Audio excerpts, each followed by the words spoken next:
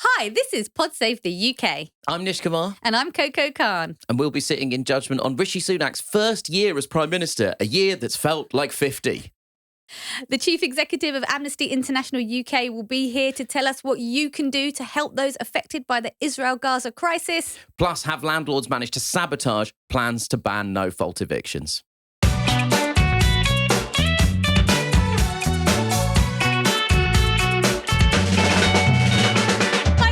Hi, Coco. How are you? I'm actually having, honestly, Nish, I'm having a really great week, actually.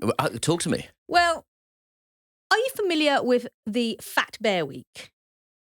Are you aware of that? The hell are you talking about? Okay, what's the Fat Bear Week? It's kind of so before a bear goes into hibernation, they're at their fattest. Yeah, because obviously that fat has to last them the whole winter. Isn't it? I'm basically in my Fat Bear Week.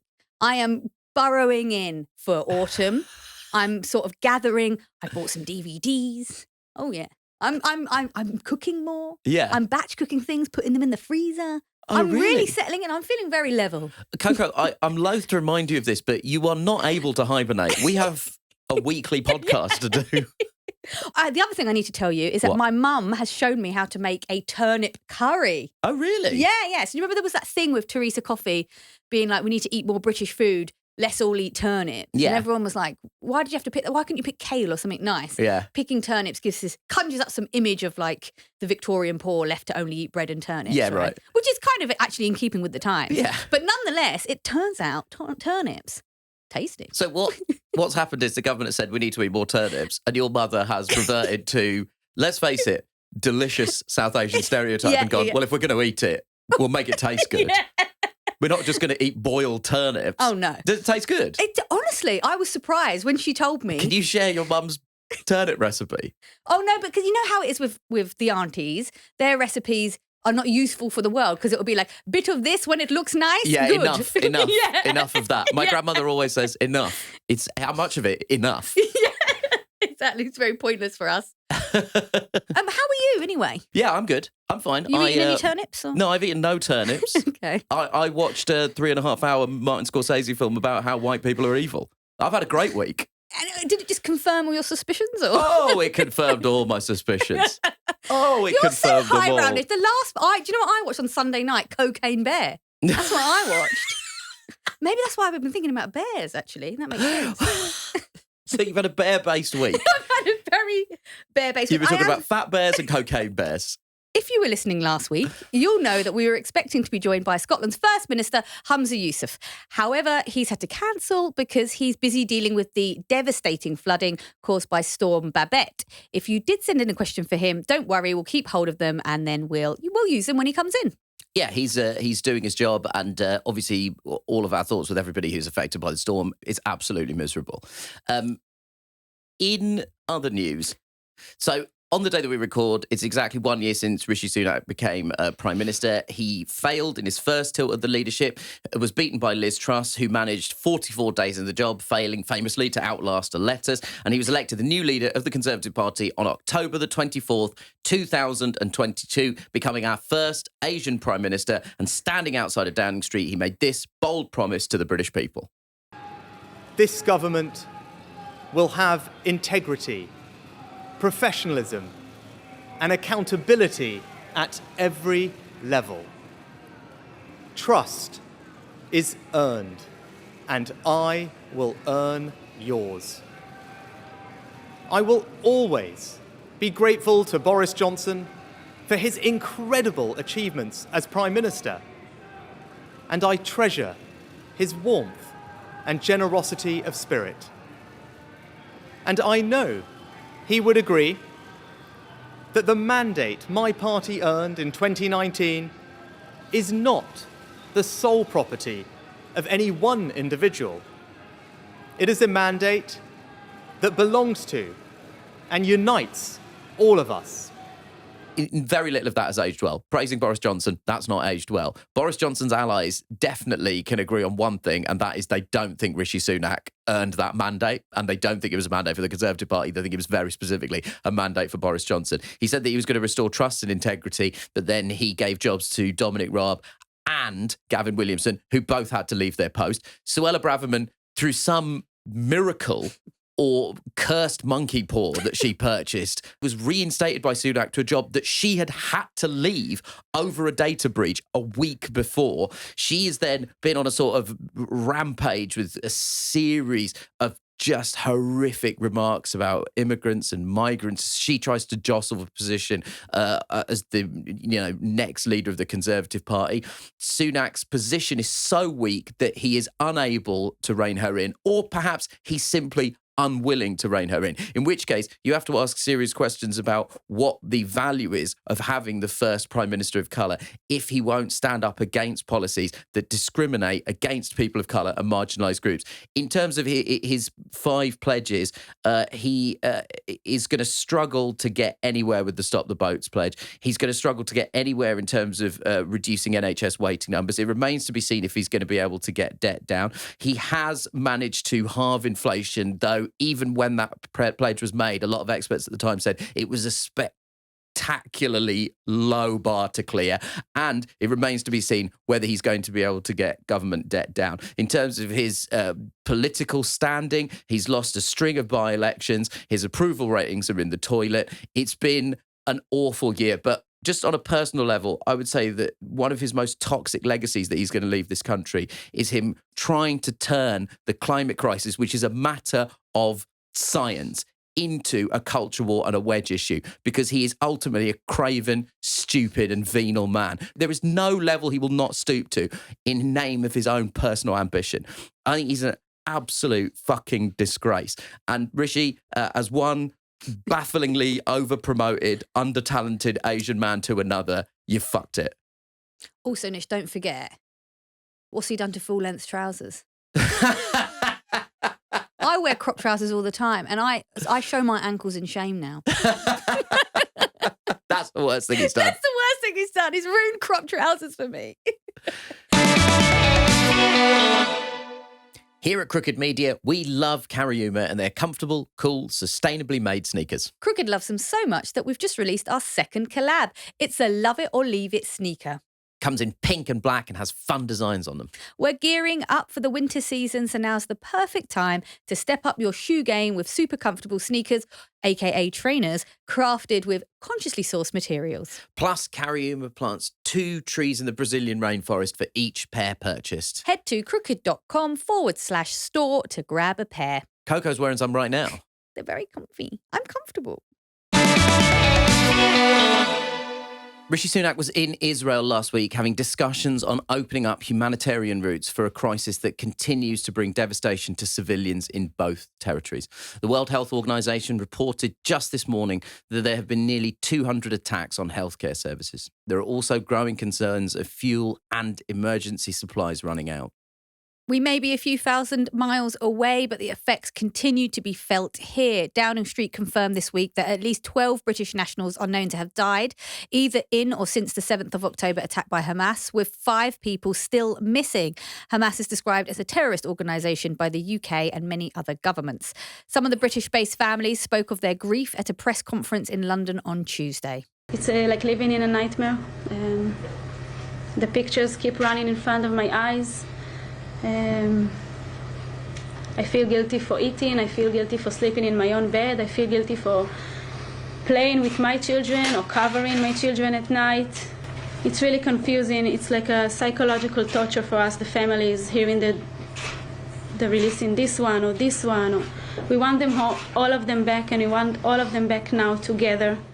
That was Ofri Bibas Levi, whose brother Yarden was taken by Hamas, along with his wife Shiri and their 2 children. According to the health ministry in Gaza, which is run by Hamas, more than 5,000 Palestinians, nearly half of them children, have been killed in Gaza since Israel launched retaliatory airstrikes. More than 1,400 Israelis have been killed, most in the attacks more than 2 weeks ago, and there is still no ceasefire in sight. More than 100,000 people joined a pro-Palestinian protest in central London at the weekend, while thousands of people attended a rally in support of Israel in Trafalgar Square. So we're joined now by Sacha Deshmukh, who is the chief exec of the human rights organisation Amnesty International UK. He's also led the children's aid charities UNICEF UK and War Child. Thank you so much for joining us, Sacha. Thank you. So listen, on this podcast, we always want to look at solutions, and We know that this issue is something that our audience, that we ourselves care a lot about. And being on social media, one of the things that comes up quite a lot is this, is the call to give aid, whether it be to Medical Aid Palestine, the Red Cross. There's many others. My very first question for you is the aid that's going in at the moment, how much is it, and is it enough?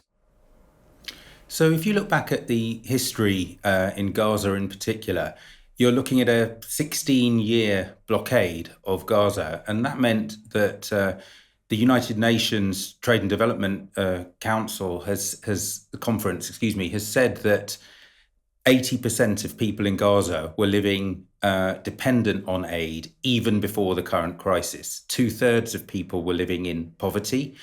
And back in 2008, Gaza was dependent on around $2 billion worth of aid. But even in 2022, so before this crisis, that had dropped to about $250 million, much less than really could support people living in any kind of comfort at all, long before this crisis began.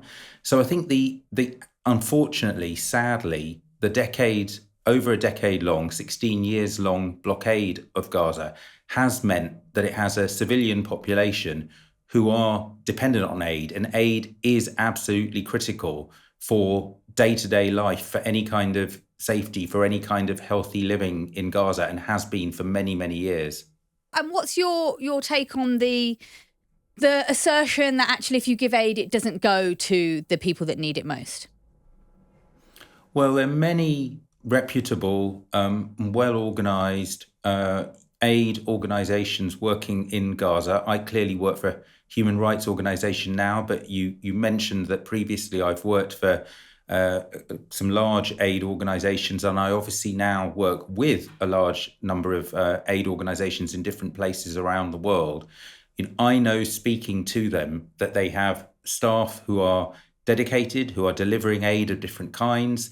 They have doctors on the ground, they have healthcare workers on the ground, they have people distributing aid, and they have for many years in Gaza, as well as obviously in other areas of the occupied Palestinian territories. They have people who are sadly currently in Gaza under some of the greatest threat, given what's happening, that any of us have seen to aid workers anywhere. So I think that there is clearly a critical role for aid. And one thing I would like to say absolutely clearly, is that there is never a justification for a civilian population being denied food, being denied healthcare, being denied water. There is never a justification for that under international law. And there's never a justification for that, I believe, thinking as a humanitarian either. Food and water is getting in. Fuel is proving to be a sticking point in negotiations. And the need for fuel is hugely pressing because hospitals are unable to run without it. And the UN has said that it would have to end its operations if no more is delivered. Israel is claiming that Hamas is hoarding fuel and keeping it from its own people. How do you see that situation playing out? Because it's clear that fuel does need to reach Gaza. It's not just water, it's not just food, it is power that's essential for services such as healthcare. And Israel has occupying responsibilities when it comes to Gaza and the other occupied Palestinian territories. Those responsibilities extend to the protection of the civilians with those areas. That includes the protection of services like healthcare, which are dependent on power.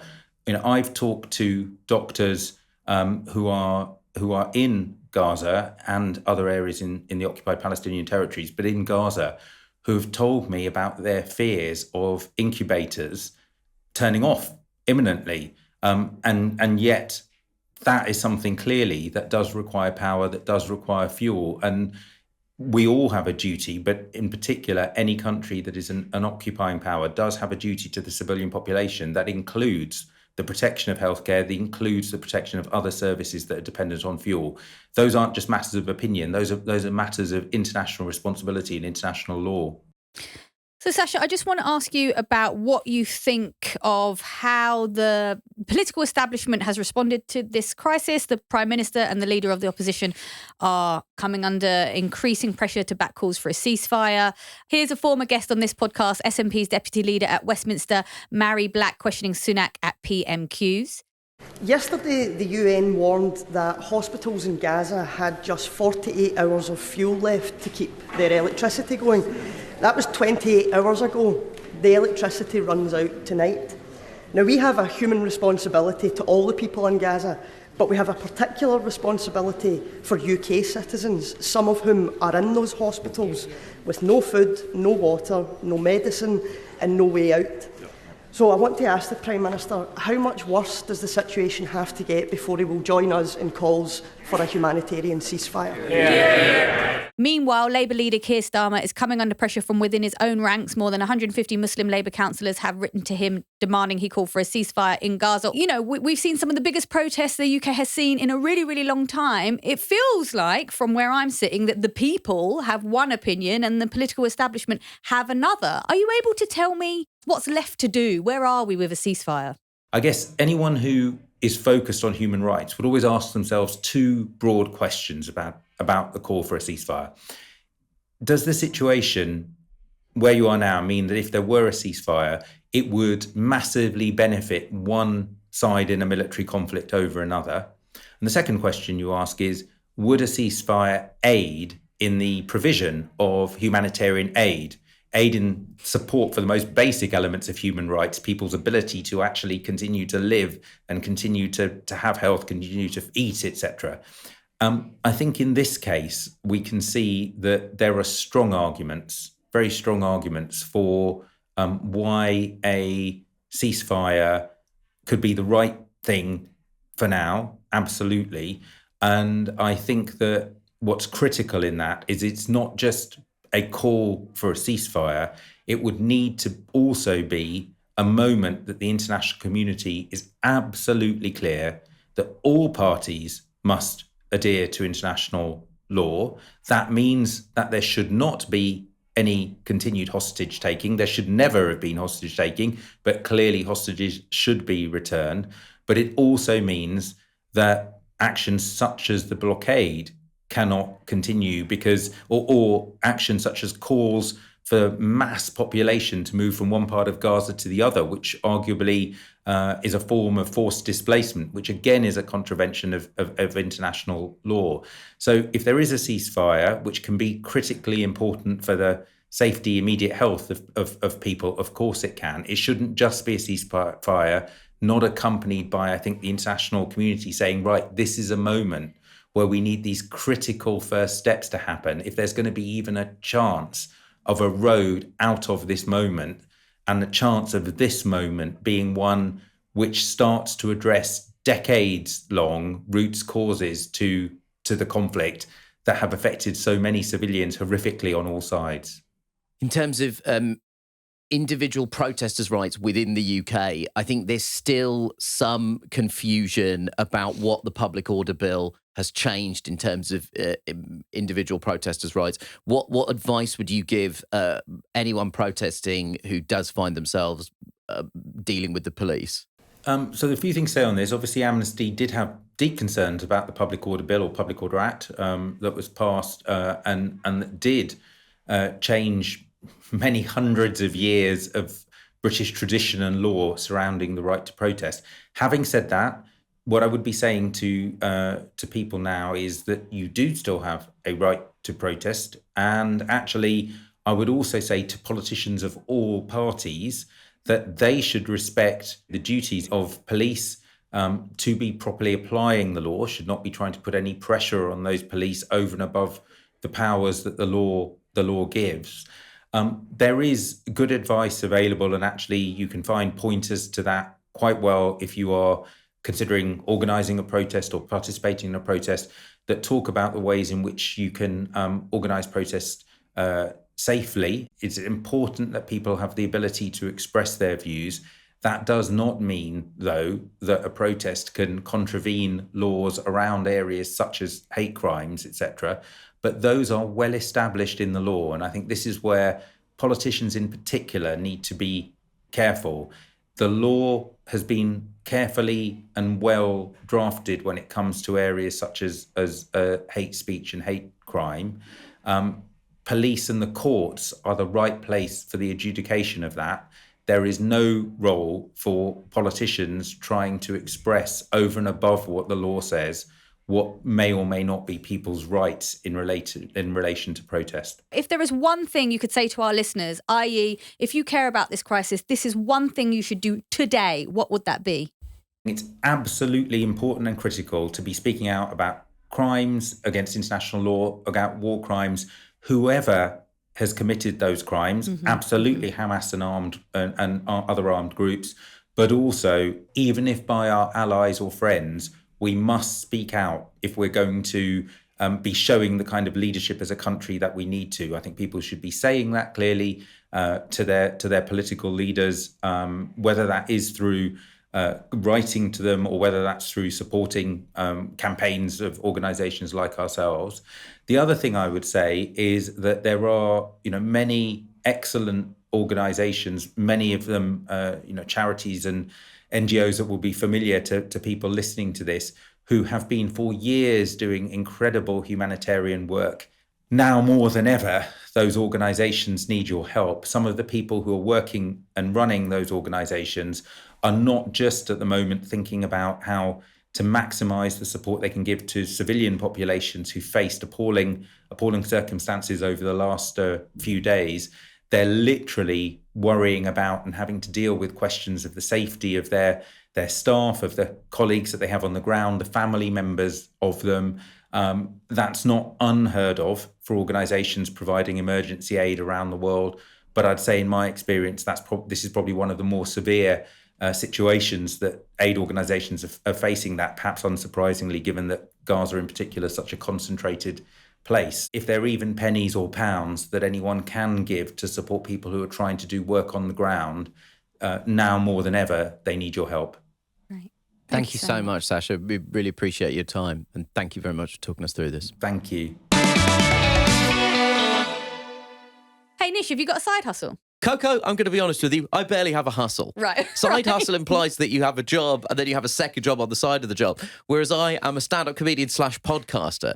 Neither of which are real jobs. They're not on the Inland Revenue forms, I don't think. But No, I think it's just other and miscellaneous. But if I did have a side hustle, you better believe I'd be using Shopify. It's kind of what anyone is using if they've got a little side hustle or starting their own business online. It's very popular with the millennials. Yeah, it's revolutionising millions of businesses worldwide, and it covers all of your sales channels. So there's a shop front ready point of sale system and an all-in-one e-commerce platform. So Shopify can actually even get you selling across social media marketplaces like Facebook, Instagram, and TikTok.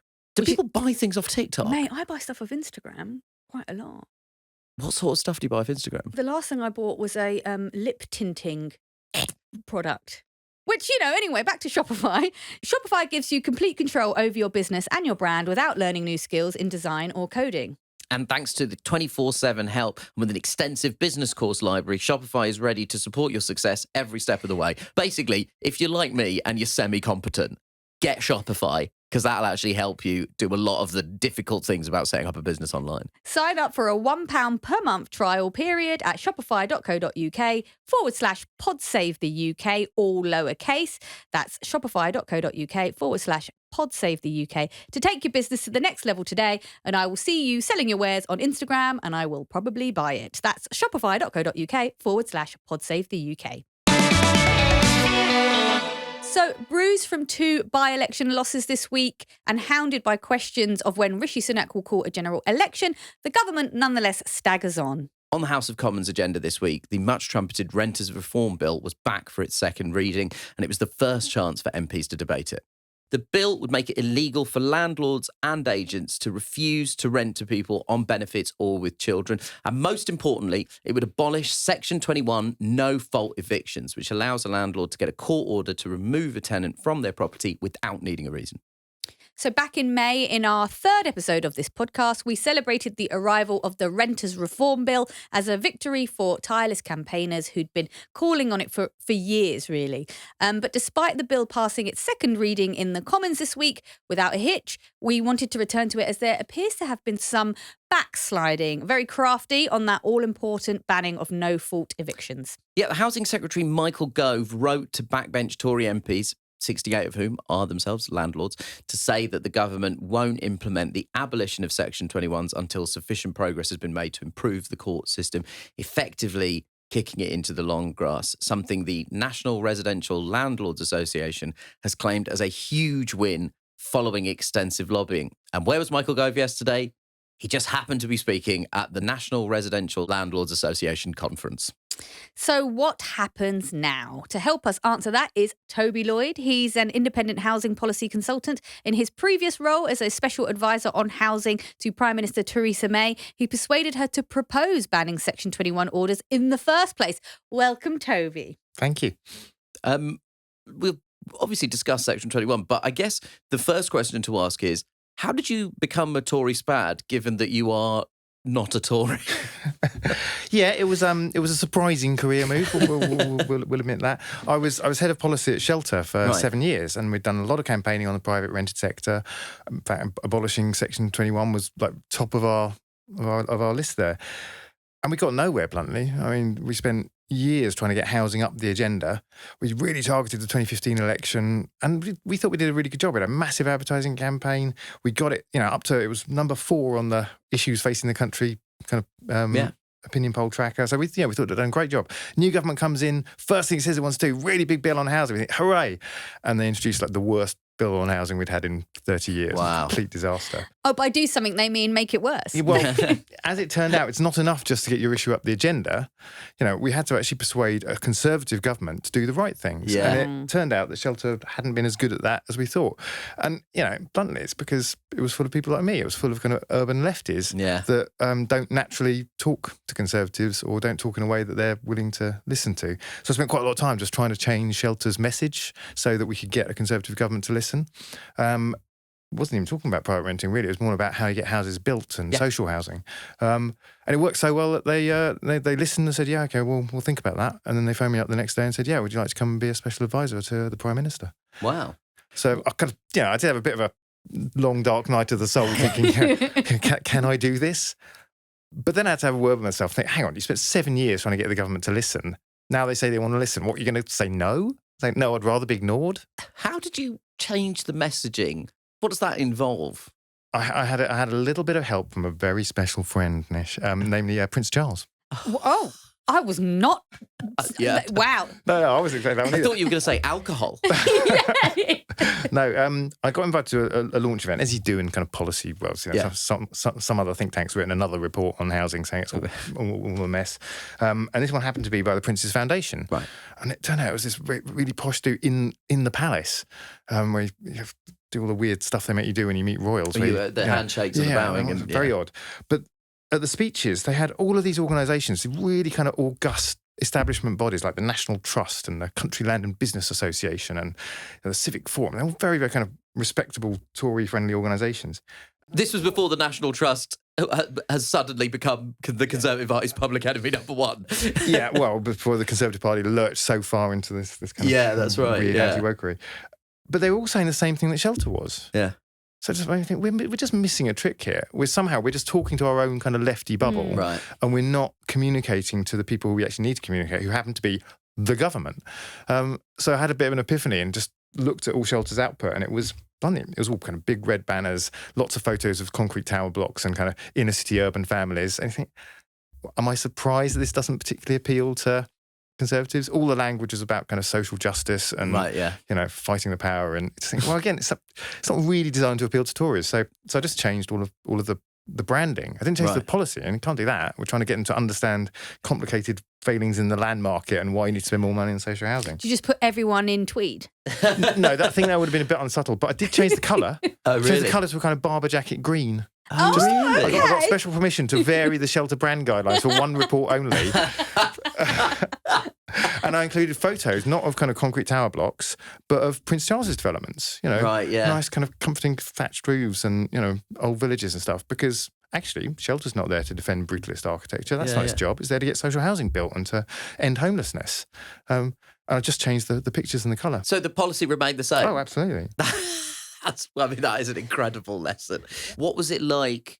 I mean, in 2018, we all remember it. We all lived through it. What was it like being in government at that point and trying to get something that wasn't related to Brexit done? The really weird thing about it was just how kind of calm, easy and nice it was. Right, yeah. Which is not what I was expecting. I was expecting kind of like thick of it levels of kind of screaming and kind of long nights and desperate panic. I think it's because Brexit was taking up all of the energy. So that end of the corridor was probably hell to work in. But the kind of social policy bit, which, Theresa May was keen to have a social policy agenda and a domestic agenda, but they just left us to get on with it and just quietly kind of propose things in the few minutes you'd get every month. There'd be a kind of break in the news agenda where for one day it wasn't going to be about Brexit, and a kind of message would come down saying like, we've got a day for the domestic agenda. Have you got anything we could do? And at that point, you say, yeah, just do this. And they go, right, thanks, great, we'll do that. So there was an advantage, effectively, in everyone being distracted by Brexit. It was actually a good opportunity for kind of sneaking more progressive ideas through the system than would otherwise have got through. So is that how the scrapping of Section 21 sort of came to be, this break in the Brexit clouds? Wow, that maybe is a Brexit silver lining. Yeah. That's nice. Benefits of Brexit right there. Yeah, that's great. Yeah. I'm surprised they're not talking about it more often. And so what was the response at the time? Well, it's exactly what you'd expect. The landlords were up in arms, but the political logic was fairly clear. They weren't exactly going to vote for Jeremy Corbyn's Labour Party anyway, so there wasn't, the kind of Conservatives wouldn't lose anything politically with that backlash. The housing sector was pleased but kind of suspicious. Will this ever happen? Because everyone knew at that point that Theresa May was not going to be Prime Minister for very long. Right. Yeah. You can announce something like this, but it's going to have to be legislated. There was no hope she was going to pass a bill before she left, so people didn't really think it would happen. And the amazing thing is, it survived. It survived 2 changes of Prime Minister, 6 changes of Housing Minister, and 4 years of parliamentary back and forth. So how are you feeling this week, seeing that there's a bit of a backslide? How does that make you feel personally? And also, are you feeling hopeful that this scrapping of Section 21 will someday happen soon? I'm feeling really positive about it, actually. Yeah. The backslide is not that big a deal, in my view. There's always what's called commencement dates issues with legislation. Everyone gets very excited about the bill passing, but there's always a clause in it which says this won't come into effect until the Secretary of State says go. And sometimes that can be years afterwards. In fact, often it never happens at all. A lot of bills that people fight tooth and nail over are actually they get passed eventually, and governments fall and MPs resign, and they never get commenced. It never actually comes into force. It happens all the time. So it's not a big deal that there's going to be a bit of a delay before commencement. It's normal. Mm-hmm. Especially given that there's a general election in the next year, it would be very unlikely for this bill to be brought into force before that election anyway. So it'll probably be a decision for the next government. In terms of jumping to the potential of a Labour government next time around, how do you feel about this bill? I want to talk about Labour's housing policy in a second, but let's start with this specific bill. Like, in terms of Section 21, you feel pretty confident that this is going to happen? Yeah, I think the getting legislation passed is a critical first step. The fact that both main parties are supporting it means it will go through in law. Sure, it'd be great if this government commenced it rather than waiting for the next one, but given the timescales, it's not particularly a big deal either way. The really good news is that if it comes, I think this is a change that if it's done by a Conservative government, it's much more likely to stick. Yeah. What you don't want with this sort of thing is it being a kind of political football, as it has been. We've seen private rented regulation in this country veer from like the most draconian kind of over-regulated, kind of controlled in the world, to the most liberal free market, Wild West, unprotected sector in the world, and back again, several times. And that's partly why the debate gets so hot, is because we're used to very extreme swings. Actually, most countries have something kind of vaguely in the middle, so it's not that big a deal. Getting this change, this important first step, Section 21 repealed by a Conservative government, just means it's going to stick. Because you've actually got some cross-party consensus, and I think that's massive. I'd rather if it was being commenced tomorrow, because any delay is too much. People someone gets a Section 21 eviction every 15 minutes in this country, right? And with rents going up, it's going to happen more and more. So the sooner the better. Any delay is essentially cruel. But in terms of Parliament, that is just it's not the end of the world. Well, this week we've seen, kind of as you described there, troubling reports from the Joseph Rowntree Foundation. They have found that last year 3.8 million people were destitute, which means that, they lack the basics to stay warm, dry, clean and fed. Housing plays a really big part of that. I watched a horrible Channel 4 report yesterday where they interviewed a man who, he was a mechanic. He got ill. He received universal credit, just shy of £900. He was just about managing, and then his landlord put the rent up to £620. That's insane. That's 2/3 of his income, and he was left with £30 a month to essentially feed himself. It was a horrifying report, and I just had this moment going, how on earth can a landlord do that? This is a really long way of me saying, outside of this rant, which I could do for a long time on housing, is this going to go far enough, Section 21? And what's next? What's the next battle we need to have? Yeah, thank you. It's Section 21 on its own is not enough, but it is a really critical first step because the security it gives you allows lots of other things to happen. As long as, there's lots of detail in there we've got to get right. We've got to make sure the grounds for eviction aren't too easy. You don't want to let it in through the back door. There's a critical point about rent rises, because if the landlord can just say, I'm not evicting you, I'm just raising the rent to £1 million a week, then, that's the same. So you've got to make sure all the policy detail is correct. And then we close off all those loopholes. But once you have that gives tenants much greater negotiating strength to say to landlords, actually, you know what? No, you're not going to raise the rent, to £1 million a week. I will take you to the rent tribunal. I'm not afraid that you're going to throw me out. You can do that now, but no one dares because landlord will just throw you out. I will complain about that awful damp that's been plaguing my house for years. We worry about damp in the social housing sector, rightly. You're 3 times more likely to have mould and damp in a private rented home. It's by far the worst quality tenure in the country, and the most expensive, and the least secure. Now, dealing with all 3 of those things is difficult, but actually starting with the security is the best, because that allows you to then start getting into the other ones. And this bill does do some of that as well. There's the decent home standard is going to be extended to the private rented sector finally, which is I think will be a really important first step in trying to raise those standards. There's more we could do. I think energy efficiency is going to be the next big one. It's a real shame that Rishi Sunak rode back on that one as part of his, getting rid of the green crap the other week. Because again, it's by far the least energy efficient housing is in the most expensive private rented sector. I think it's about 14% of all private rented sector homes are in the least efficient EPC band E and homes. And that costs ordinary people a month. A fortune, because it means that their energy bills have gone through the roof and they're just leaking heat. Okay, so what about rent controls? I'm up for it. That first, there's lots of different types of rent control, right? Okay. So the first kind is actually what we already talked about. You need to have that some level of stopping landlords just evicting by raising the rent to £1 million, right? So you need that kind of minimal rent control just to give people security. Beyond that, you can go for forms of rent control that I personally support, where you just limit the increases, either to an index. At the moment, there is the rule, which is never enforced, but will be now with Section 21 going, that says you can only raise the rent by the going market rate. Unfortunately, that can be pretty steep, and has been recently. So, really you'd want that to be more like an index like inflation, or ideally wage inflation. So it's not, it's not getting more expensive for people. And then there's the third kind of rent control, which is the kind of one where the government literally comes around, looks at your house and says, I think this, you can charge this much rent for it. Not many people really go advocating that anymore, and it's quite intrusive. It's quite complicated and bureaucratic. So it's more about actually controlling rents in tenancy and giving tenants more security. And then you can actually have a proper negotiation about what the rent should be. I mean, house building obviously plays a massive role in that. We don't have as much supply of rented properties as we probably could. Keir Starmer's made a big play about he's going to be the party, that next government will be the party of house building. I mean, what's your take on it? Do you feel that these planning reforms actually going to do anything?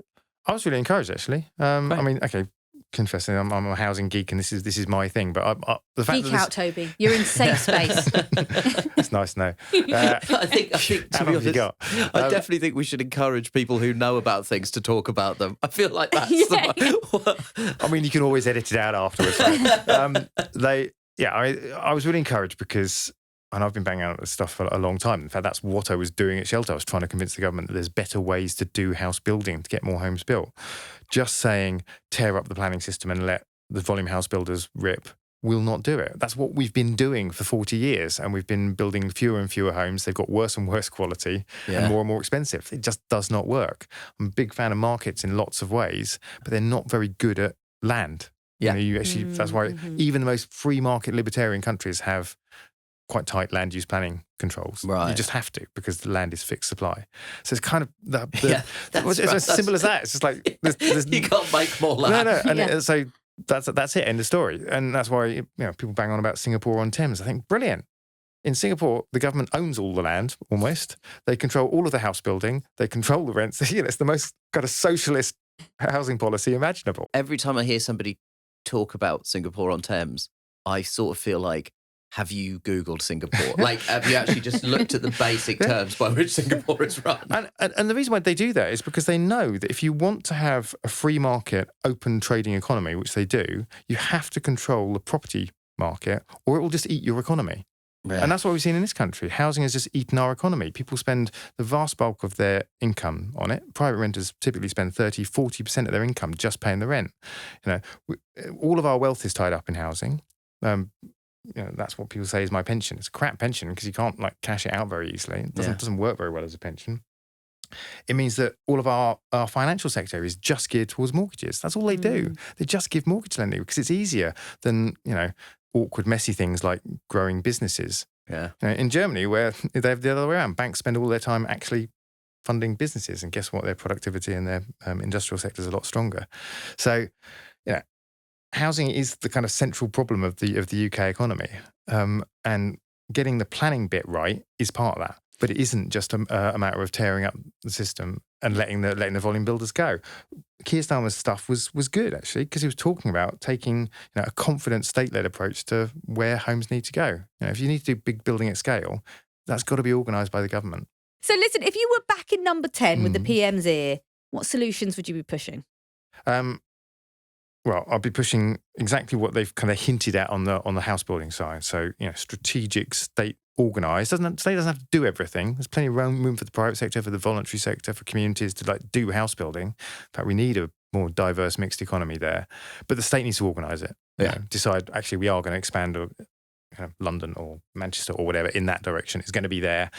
We're going to override. Some people are going to be upset about it. Tough. That's a national decision. And there's a lot that then follows from that we'd need to get right. But, reasonably encouraged that they're thinking in the right direction there. Private rented sector, continue. Carry on. Get that decent home standard enforced. Get the Section 21 repeal properly enforced. Make sure landlords have to register. We don't even ask landlords to tell anyone that they're a landlord. Which seems unfathomable, right? Especially when you consider how much of the nation's wealth is tied up in property. And we're just, it's kind of no questions asked. It's crazy, right? So no wonder we don't get much tax from that sector. Because, they basically have to beat down the door of the revenue saying, please, please take my money. You got certainly, I think, an interesting career trajectory. And maybe you're the first person that we spoke to that has had this sort of trajectory. And it's exactly the sort of thing people say they want more of in government, which is specialists and experts. The current housing secretary made a very famous comment suggesting he was somewhat expert skeptic, but I don't think he was necessarily speaking for the country in that remark. What did you learn about going from, working in the charity sector, working in kind of trying to pressure and affect policy? What did you learn about making that switch into actually making policy? Take the opportunity if you can. Right. It doesn't matter. This was a collapsing, chaotic Conservative government, which I had kind of no friends within. It felt like that was an impossible job to do anything. You just on your own in the canteen. And I got far more done in 14 months there than I did in 10 years of campaigning from the outside, right? Because just once you're on the inside, you can just get stuff done. So firstly, definitely take the opportunity if you get it. Yeah. Because there's just no substitute for being close to real power. Did you get on with Theresa? Yeah, she was perfectly nice, perfectly civil. Toby, you're not giving me what I want. What I want is now that you're out of government, I want you to spill the tea. Give us some tea. I'm giving you the truth, Coco. What can I say? All right, She the was, truth. I think I must have met her maybe 5 or 6 times in that whole time. Yeah. So it's not like we know each other well. She was always perfectly nice, listened carefully, amazingly diligent. She really read the brief. Right. I mean, alarmingly so. One of the things I got when I was in there was the first draft of the report on building safety following the Grenfell fire, which is, enormous inch-fat document with real technical expertise. A lot of it was completely over my head, and I'm supposed to be the expert advising her. I did my best, summarised it in a note and gave it to her. She read the entire thing and made careful notes. She was, really almost too diligent. That's actually nice to hear that. But she was very, very thorough and considered. I lived in the vicinity of Grenfell when it happened, and it sort of lived as this kind of shadow on the skyline around the whole of West London. Do you think we've adequately learned the lessons of what happened? No, because the cladding still in. It's in because, housing buildings. and quite apart from just being this appalling tragedy, what it immediately revealed is just this incredibly complicated web of failure that just reaches absolutely everywhere into the whole of the building safety system, the whole of the way that housing is managed, the whole of the way that social tenants are listened to, or more importantly, not listened to. And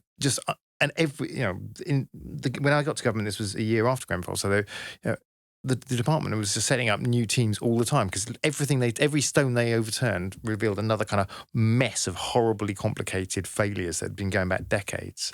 I just also want to quickly just circle back to something you said about Theresa May and about being detail focused. And you thought that might even almost be a weakness in a prime minister. Why is that? I mean, to be fair, if you want me to be rude about her, if anything, I think that's a failing in a prime minister. She was too thorough. Right? She had bigger stuff to worry about than reading the small print of an inch-thick document on building safety. I don't want you to be rude about her. I just want to know what happens. I want you to be rude about her. No. It's just funny, isn't it? Because, there is a kind of gentleman's agreement if you work in these places that obviously you can't divulge the little goss, the culture of the space, right? Like, I'm a journalist myself, and I wouldn't come onto a podcast and tell everyone about like the chats we have around the water cooler. But I do that about comedy, and it's one of the reasons why I'm wildly unpopular. Look, the thing about working in Downing Street is it's not like working anywhere else in government. Most of government is just like another office, right? There's nothing particularly exciting or interesting about it. Downing Street is just bonkers because it's this weird place. My office was clearly like a servant's bedroom with like 6 desks awkwardly squeezed into it, and it's a rickety old house with kind of passages everywhere. So you were actually working physically in Downing Street? Number 10, yeah. Oh right, okay. Where it takes you a while to get your head around it because just finding your way around, because they've tried to squeeze all the kind of features you need for a modern office, plus all the weird shit you need for the security services and everything, into this kind of crumbling series of 18th century houses that have been badly knocked together. So it's the weirdest place to work. Trying to find a meeting room, like any office, is impossible. Our main one was called the lift lobby, which is like a little space at the top of the tiny little lift they'd squeezed in the building. You'd be having a meeting there, and a woman with like shopping bags and 4 dogs would just walk through your meeting room because that's the door to the Chancellor's flat, and it's his wife just coming home from the shops. This is not normal. Yeah. Final question, quick question. Keir Starmer gets elected. He calls you up. He says, "Toby, we're designed." I heard you on Pod Save the UK, and I thought you managed all the questions very deftly, and I trust you won't slag me off. Would you go back into government? Yeah, of course, because as I said, there's just no substitute for actually getting things changed. However difficult, however compromising, however messy it is, there's pretty much no problems that don't need the government to do something. And it's good to know there's experts like you out there. We only hope you get listened to a bit more. Thank you. Thanks, Toby.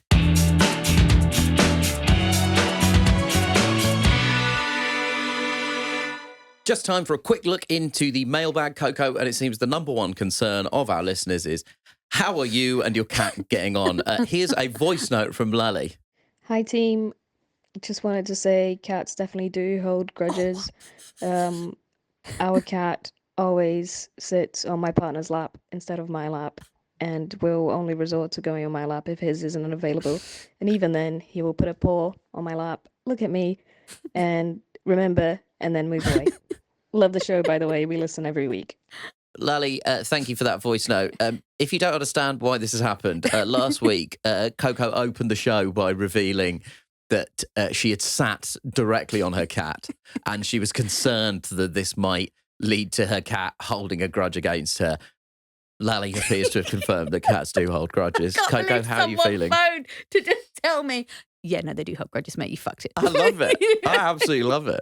Well, look, I mean, if everybody's interested, my cat and I, we seem to be getting on well, and we're working through our issues. And I think, we do continue as a unit. So that's good to know. But it is interesting because this sounds like a celebrity after their spouse has been caught having an affair. We're working through these issues as a partnership. It's a little bit like that. But it's really easy to... You and your cat like Will Smith and Jada.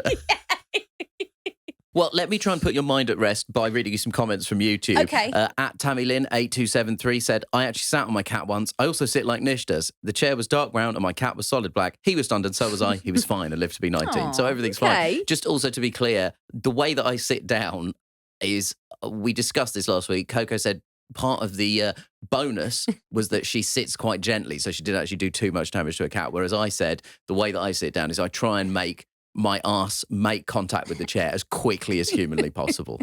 You just sort of lose your bones. Yeah, and I like to just collapse into a chair. There's another comment from @sharks2571. My cat burrows under my duvet when she gets frightened, which is frequently. And yesterday I sat down full force, Nish style. I can't believe that my name is now synonymous with just sitting down quickly. Actually, it completely fits that Nish style would be a description of a way of sitting down. My true legacy is sitting down. I sat down full force Nish style on my bed and felt something organic beneath my bottom. Oh, God. It turns out it was my hot water bottle, but I did have a small heart attack for a moment thinking I had squashed the cat. Oh, my gosh. Also, we want to hear from you about a number of the serious issues raised by this podcast, but we also want to know, do you sit Coco style or do you sit Nish style? The survey that YouGov won't run, but it's very important to the health of the nation. How much force do you apply from your buttocks to whatever receptacle it is you're sitting down on? You can get in touch with us by emailing psuk@reducelistening.co.uk.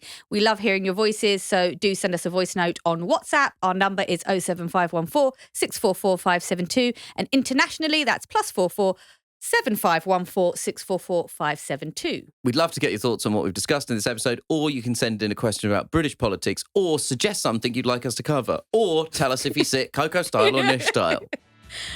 Pod Save the UK is a reduced listening production for Crooked Media. Thanks to senior producer Musty Aziz and digital producer Alex Bishop, with additional production support from Annie Keats-Thal. Video editing was by Dan Hodgson and the music is by Vasilis Fotopoulos. Thanks to our engineer Alex Bennett.